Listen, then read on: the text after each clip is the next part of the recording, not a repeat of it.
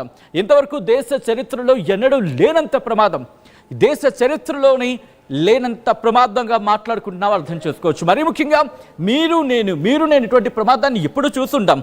ఇక్కడ మాట్లాడుకున్న సందర్భం మీరు అందరికి గుర్తుంటే గత ఏడాది మనం తమిళనాడుకి సంబంధించి మాట్లాడుకున్నాం. తమిళనాడులో గాల్లోని ఇబ్బంది గురైంది, గాల్లోనే చక్కర్లు కొట్టింది, దాదాపుగా 9 నుంచి 10 రౌండ్లు గాల్లోనే చక్కర్లు కొట్టిందంటే మనం మాట్లాడుకున్న సందర్భం. ఆ తర్వాత మనం చూస్తుంటే పరిస్థితి నార్మల్గానే అయ్యింది, వాళ్ళు కిందకి చేరుకున్నారు, వాళ్ళు సేఫ్గా ఉన్నారు. కానీ ప్రస్తుతం ఈ ప్రమాదం గురించి మాట్లాడుకున్న సందర్భంలో పరిస్థితి అలా లేదు, కాస్త ఇబ్బందికరంగానే ఉంది అనేది మనకు అందుతున్న సమాచారం. విశ్వాస్ మీరు చూస్తున్నారు ఆ ఘటనకు సంబంధించి. Right, retired wing commander Shyam Prasad మనతో పాటు ఫోన్ లైన్లో కంటిన్యూ అవుతున్నారు. ఒకసారి శ్యామ్ ప్రసాద్ గారి దగ్గరికి వెళ్ళే ప్రయత్నం చేస్తున్నాను. శ్యామ్ ప్రసాద్ గారు, ఇక్కడ సాధారణంగా మనం అంటే చదివినప్పుడో లేకపోతే ఎక్కడో చూసినప్పుడు మనకి ఏంటంటూ ఉంటారంటే, ఒకవేళ క్రాష్ అవుతుంది అనుకుంటే దాన్ని సేఫ్ ప్లేస్లోనూ ఎటు కాకపోతే వాటర్ మీదనే ల్యాండ్ చేసే ప్రయత్నం చేస్తారు పైలట్ అంటూ కూడా. బట్ ఇప్పుడు ఓకే, అంతకన్నా ముందు నేను మీ దగ్గరికి వచ్చే ప్రయత్నం చేస్తాను. అంతకన్నా ముందు విశ్వాస్ మీరు చూస్తున్నారు ఆ బిల్డింగ్,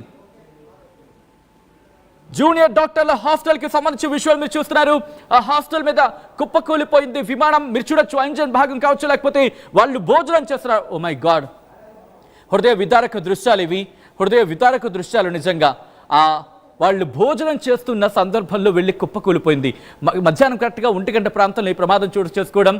ఆ క్యాంటీన్లో వాళ్ళు ఉంటూ ఉండగా అక్కడ కూర్చున్న వాళ్ళ మీద అది పడిపోయింది. మీరు చూడొచ్చు బిల్డింగ్ కుప్పకూలిపోయింది.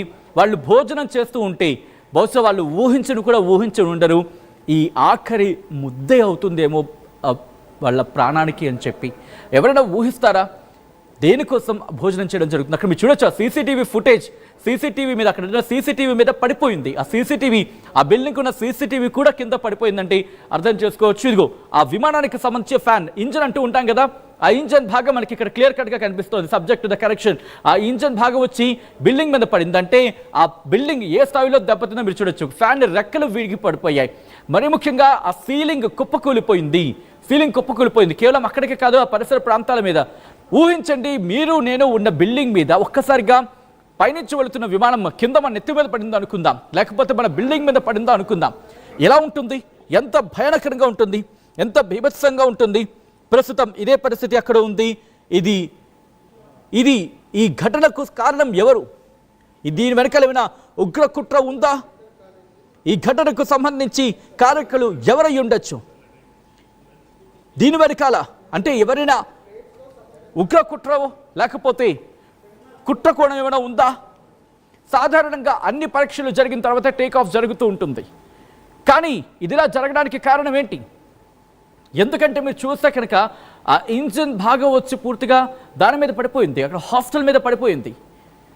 200కు పైగా 300 మంది, సుమారుగా 240 మంది 240 మంది ఇటు ప్రయాణికులతో కలిపి అంతమంది ప్రయాణికులు దాంట్లో ఉన్నారు. క్రూతో కలుపుకుంటే సుమారు 240గా మాట్లాడుకుంటున్న సందర్భం. సో ఇంతమంది ప్రయాణిస్తున్న ఒక విమానం ఎలా కుప్పకూలిపోతుంది? ఇదే ప్రస్తుతం అందరికీ ఆందోళనగా మారింది. మా టీం ఎప్పటికప్పుడు మీ ముందు అందరికన్నా ముందుగా సమాచారం మీ ముందుంచే ప్రయత్నం చేస్తుంది. ఎందుకంటే ఈ ప్రమాదం దేశవ్యాప్తంగా సంచలనంగా మారింది. అక్కడ విజువల్స్ మీరు చూస్తున్నారు. This is the disturbing content, viewer discretion is advised. ఈ కథను మిమ్మల్ని కాస్త కలవరపరచచ్చు, దీనికి సంబంధించి జాగ్రత్తలు తీసుకోవాలని ఆర్టీవీ సూచించడం జరుగుతోంది. This is the disturbing visual and this is the disturbing content, viewer discretion is advised. ఒక్కసారి retired wing commander Shyam Prasad గారి దగ్గరికి వెళ్ళే ప్రయత్నం చేస్తాను. శ్యామ్ ప్రసాద్ గారిని ఇందాక నేను క్వశ్చన్ అడుగుతూ చెప్పుకోవచ్చిన పరిస్థితి, క్వశ్చన్ వస్తూ మళ్ళీ ఆయన దగ్గర నేను బ్యాక్ టు సబ్జెక్ట్ రావడం జరిగింది.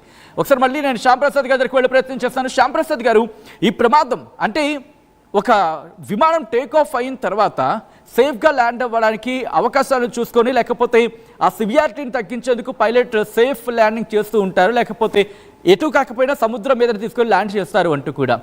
బట్ ఈ ఘటనకు సంబంధించి ఎటువంటి ఆప్షన్ మిగలేదనుకోవాలండి పరిణామాలు బట్టి చూస్తూ ఉంటే? అంటే ఇప్పుడు టేక్ ఆఫ్ కాగానే ల్యాండ్ ఆయనకి ప్రాబ్లం అనిపించింది, ఏదో ఇంజిన్ లో ప్రాబ్లం అయింది, ఏదో బాడీ హిట్ అయింది. సో ఇమ్మీడియట్ గా తను స్పీడ్ తగ్గించి ల్యాండ్ ఆయన ప్రయత్నిస్తాడని మాత్రం క్లియర్ గా తెలుస్తోంది. ప్లస్ ఇంజన్ భాగంలో మొత్తం ఫ్యూల్ అది ఉండడం వల్ల, మంటలు ఫ్లేమ్స్ రేగడం వల్ల తను మీరు అన్నట్టు నిర్మానుష ప్రాంతంలో అన్నా ల్యాండ్ చేయాలి, లేదా ఎంతవరకైనా ప్రాణ నష్టం ఆస్తి నష్టం తగ్గించాలనే ప్రయత్నంలోనే ఉన్నాడు. కానీ ఆ సిచ్యువేషన్ ఎలా ఉంటుందంటే అంత బరువైన విమానం గ్రావిటీకి వ్యతిరేకంగా ఆపోజిట్ డైరెక్షన్ లో వెళ్ళడం ఇవన్నీ జరగడం వల్ల ఉన్నట్టుండి అక్కడ అంత నష్టం జరగాల్సి వచ్చింది. మీరు చెప్పిన నంబర్స్ ప్రకారం కింద బిల్డింగ్ లో ఉన్న వాళ్ళు కానీ అక్కడ ఉన్న ప్యాసింజర్లు కానీ ప్లస్ ఇంకో మెయిన్ ఇంపార్టెంట్ విషయం ఏంటంటే పైలట్ ఎర్రర్ అని అంటాం మనం, పైలట్ తప్పిదం అని. పైలట్ ఎర్రర్ లో కూడా చాలా రకాలు ఉంటాయి. ఎర్రర్ ఆఫ్ జడ్జిమెంట్ అయిందా, లేకపోతే స్లో రియాక్షన్ అయిందా, ఫాస్ట్ రియాక్షన్ అయిందా, ఇంకా ఎక్కువ డ్యామేజ్ జరగకుండా చూసారా? మీరు అన్నారు కదా ఇంకొక కుట్ర కోణం కూడా ఉందా? కుట్ర కోణంలో ఉంటే ఇప్పుడు ఒక కెప్టెన్ అనేవాడు ఉంటాడు, ఒక కో పైలట్ కూడా ఉంటాడు. వీళ్ళందరూ కలిసి సమిష్టిగా తీసుకున్న నిర్ణయం అది. ఇవన్నీ బయటపడాలంటే మనకు బ్లాక్ బాక్స్ కావాలి. ఎగ్జాక్ట్ గా రైట్. శ్యామ్ ప్రసాద్ గారు, నేను ఇందాకలే అన్నాను బ్లాక్ రైట్. శ్యామ్ ప్రసాద్ గారు ఆల్ రైట్, ఒక్కసారి మీరు లైన్లో ఉండండి. ఒక ఇంట్రెస్టింగ్ పాయింట్ మీరు టచ్ చేశారు, వచ్చే ప్రయత్నం చేస్తారు. అంతకన్నా ముందు ఈ ఘటనకు సంబంధించి పోలీసులు రియాక్ట్ అయ్యారు, పోలీసుల రియాక్షన్ చూద్దాం.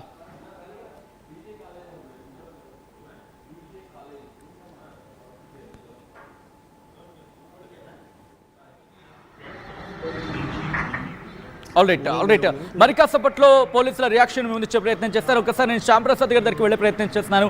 శ్యామ్ ప్రసాద్ గారు ఒక ఇంట్రెస్టింగ్ పాయింట్ మీరు ఇక్కడ టచ్ చేశారు, బ్లాక్ బాక్స్ కి సంబంధించి. సో ఇప్పుడు బ్లాక్ బాక్స్ లో ఎటువంటి అంశాలు ఉండే అవకాశం ఉంటుంది? బ్లాక్ బాక్స్ దొరికిన తర్వాత అంటే బ్లాక్ బాక్స్ లో ఎటువంటి అంశాలు అంటే బ్లాక్ బాక్స్ బయటపడిన తర్వాత ఎటువంటి అంశాలు వెలుగులోకి వచ్చే అవకాశం ఉంటుందండి?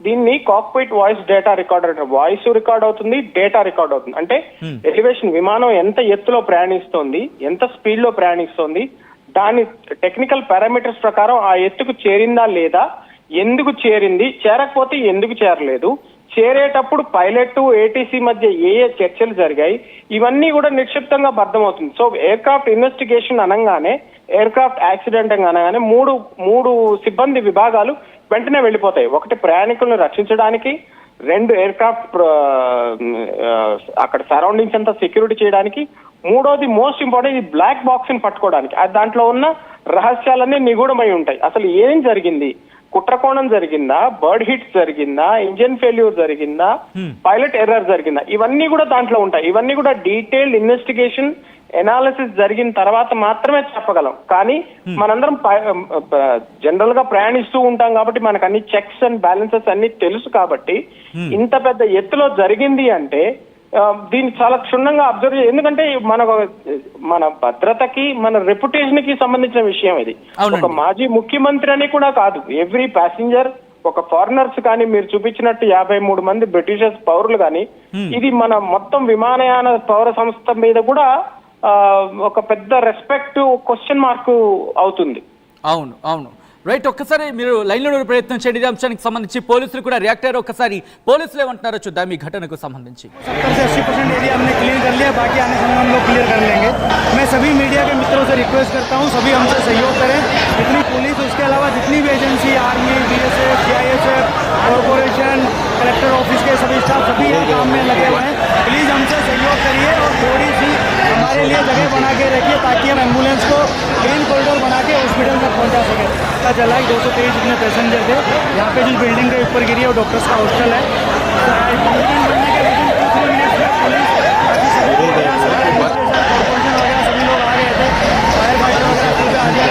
लोगों को बचाने की और रेस्क्यू करने की कार्रवाई जारी है.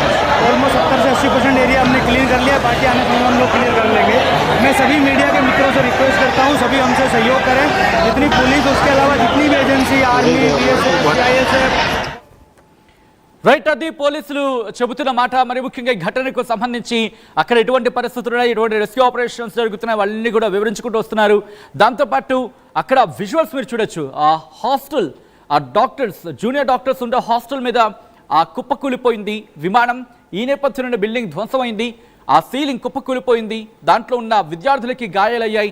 ఆ సీలింగ్కి ఎప్పుడైతే కుప్పకూలిపోయిందో అక్కడ విద్యార్థులు మరికొంతమంది అక్కడికక్కడే తీవ్ర గాయాలయ్యే వాళ్ళకి వెంటనే సమీప హాస్పిటల్కి తరలించి చికిత్స అందించడం జరుగుతోంది. 20 మంది జూనియర్ డాక్టర్లు ఈ ఘటనలో మరణించినట్టుగా అక్కడ ప్రస్తుతం అంటే జాతీయ మీడియా కథనాలు చెప్తున్నాయంటే అర్థం చేసుకోవచ్చు. దాంతోపాటు ప్రస్తుతం ఈ ఘటన యావత్ దేశాన్ని కలిచివేస్తుంది.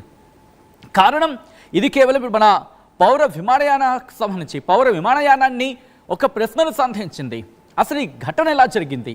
చెక్స్ అండ్ బ్యాలెన్సెస్కి సంబంధించి మాట్లాడుకుంటున్నాం. Checks and